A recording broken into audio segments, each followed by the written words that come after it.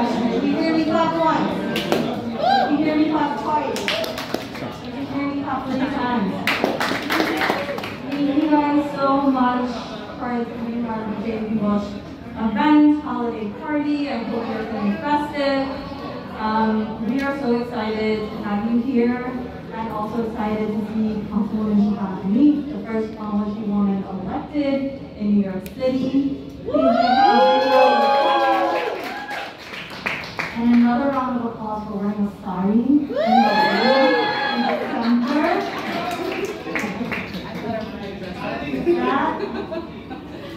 That is amazing. So I'm going to pass it over.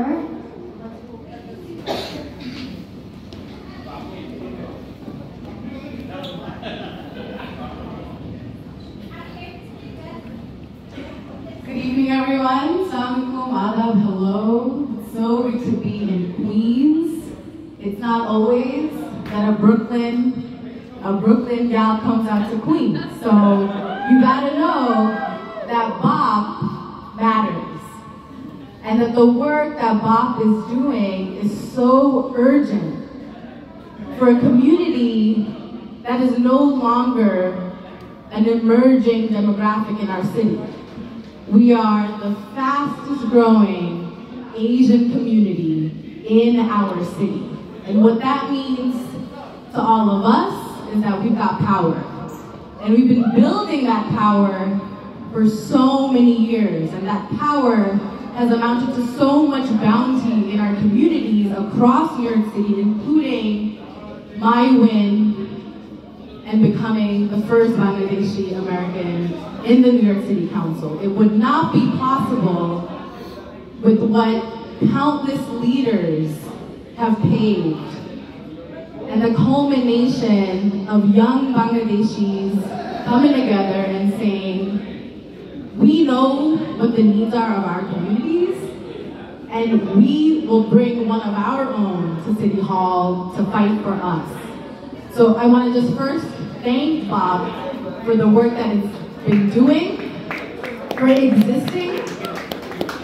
I was part of the founding days of Bob, and so it really feels incredible to share space together right now. And I know through COVID it's been tough times for us to organize, but it is during those tough times that I got elected. And it is during those tough times where we were fighting for our allies, candidates who were fighting for all working people, all working class people, like Felicia Singh, who was an endorsed candidate from Bob. And so what an amazing time we are in. And I hope you're feeling that inspiration.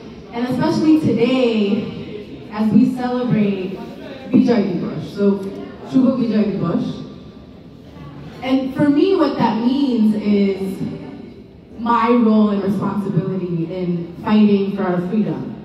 And of course, we're not in Bangladesh. And our siblings in Bangladesh are working hard to make sure that revolution and that fighting power is felt to this day. Because we know freedom hasn't been achieved for so many communities in Bangladesh today.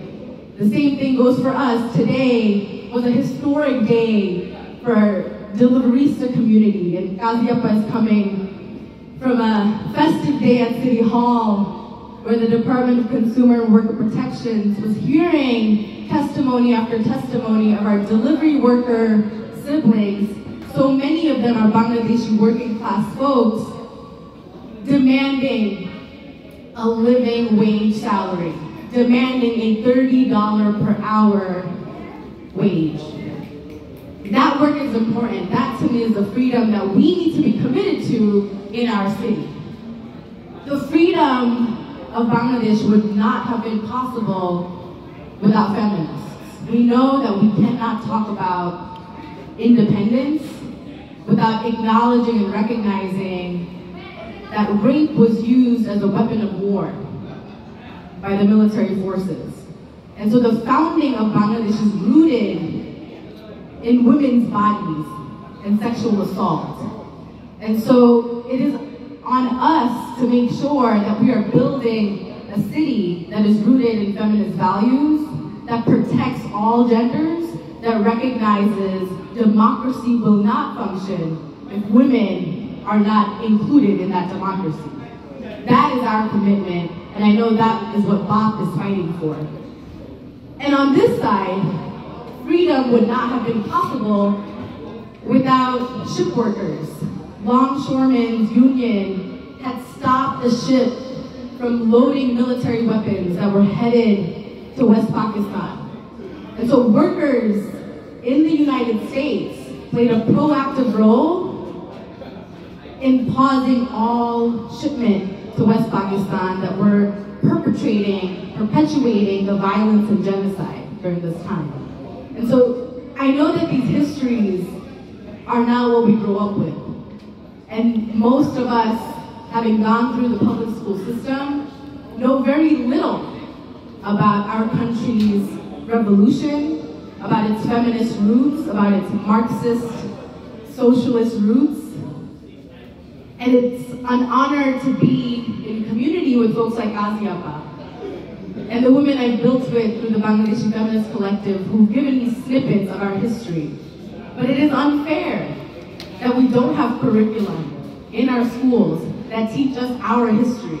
And so, as you know, that's been one of my fights to make sure that at the state level, we are changing curriculum to reflect cultural pedagogy that speaks to the people who live in the city, so that we are learning about our history, so that educators, who so many now are also Bangladeshis in our public school system, are able to teach this history and the resistance part of this work, not just the celebratory heritage angle of Bijoy Dibosh, because it's more than just heritage, it's more than just a flag.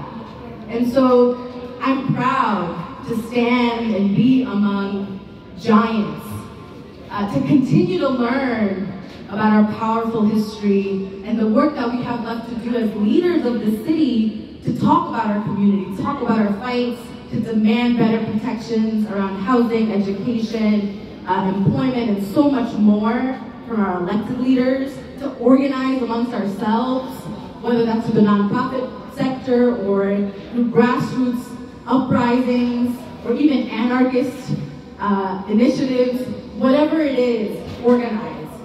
However it is, speak up.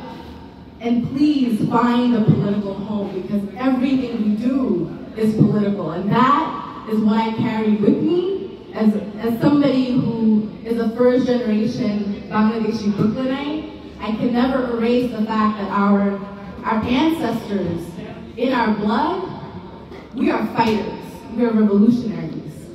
And so it is contingent on us to carry that torch forward in whatever we do. We have so many election cycles coming up. The city council members are up for re-election because of redistricting, and I know BOP played a huge role in ensuring that Bangladeshis and other communities of interest, South Asian communities of interest, have a voice.